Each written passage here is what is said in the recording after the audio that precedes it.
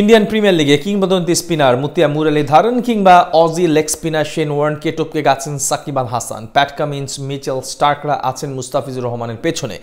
ভারতীয় অনেক পেসারদেরও জায়গা হয়নি সেই তালিকায়, অথচ তাদের পেছনে কোটি কোটি টাকা খরচ করেছে আইপিএল এর ফ্র্যাঞ্চাইজিগুলো। ৬.৫ কোটি রুপিতে কলকাতায় সুযোগ পাওয়া আনরিক নরকিয়াও রয়েছেন ফিজের পেছনে। আইপিএলে যে তালিকায় বিশ্বসেরা বোলারদের পেছনে ফেলেছে সাকিব মুস্তাফিজ, তাই জানবো প্রতিবেদনে।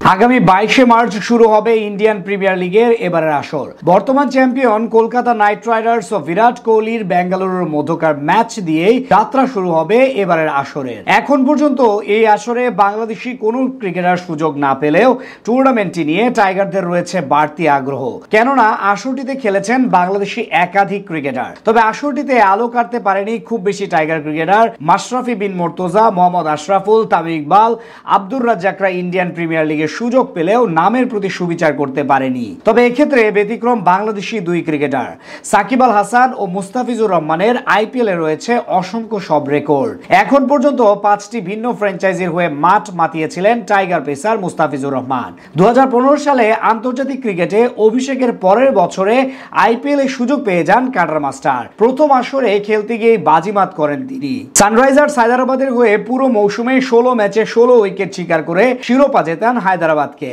পুরো মৌসুমে দারুণ পারফর্ম করে প্রথম বিদেশি ক্রিকেটার হিসেবে জিতে নেন সেরা উদীয়মান ক্রিকেটারের পুরস্কার। পরের মৌসুমে দলটির হয়ে খুব বেশি ম্যাচ খেলার সুযোগ মেলেনি ফিজের। 2018 সালে ফিজের গন্তব্য হয় রোহিত শর্মার মুম্বাই ইন্ডিয়ান্সে। যদিও ওই মৌসুমটা মন মতো হয়নি টাইগার পেসারের। আসরটিতে 7 ম্যাচ খেলে শিকার করেছিলেন মাত্র 7 উইকেট। 2021 সালের আইপিএলটা দারুণ কাটিয়েছিলেন মুস্তাফিজ। রাজস্থান রয়্যালসের হয়ে ওই মৌসুমে 14 ম্যাচে শিকার করেছিলেন 14 উইকেট। পরের 2 মৌসুমে টাইগার পেসারের ঠিকানা হয় দিল্লি ক্যাপিটালসে। দলটির হয়ে 2 মৌসুমে ফিজের শিকার কেবল 9 উইকেট। 2024 সালের মৌসুমটা স্বপ্নের মতো কাটিয়েছে মুস্তাফিজুর রহমান। চেন্নাই সুপার কিংসের হয়েছিলেন দলটির সেরা বোলার। যদিও পুরো মৌসুমে খেলতে পারেনি ফিজ, 9 ম্যাচ খেলেই আসরটিতে 14 উইকেট শিকার করেছেন কাটার মাস্টার। আইপিএল এ এখন পর্যন্ত 57 ম্যাচ খেলে শিকার করেছেন 61 উইকেট। বিপরীতে সাকিব আল হাসান আইপিএল মাতিয়েছেন কলকাতা নাইট রাইডার্স ও সানরাইজার্স হায়দ্রাবাদের হয়ে। শাহরুখ খানের দলের হয়ে 2বার ট্রফিও জিতেছেন তিনি।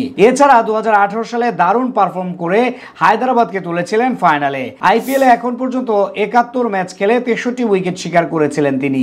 আইপিএল এর উইকেট শিকারীর তালিকায় অনেক রথী মহারথীরা রয়েছে সাকিব মুস্তাফিজের পেছনে। কিংবদন্তি স্পিনার মুতিয়া মুরালীধরন, শেন ওয়ার্নের মতো স্পিনাররা রয়েছে সাকিবের পেছনে। বিপরীতে এবারের আইপিএল এ কারি অর্থ খরচ করে কেনা অনেক পেসারের উইকেট সংখ্যা ফিজের চেয়ে অনেক কম। 2 Aussie fast bowler Mitchell Starc ও প্যাট কামিন্সও রয়েছে মুস্তাফিজের পেছনে। 6.5 কোটি রুপিতে কলকাতায় সুযোগ পাওয়া আনরিক নকিয়ার উইকেটও মুস্তাফিজের চেয়ে কম।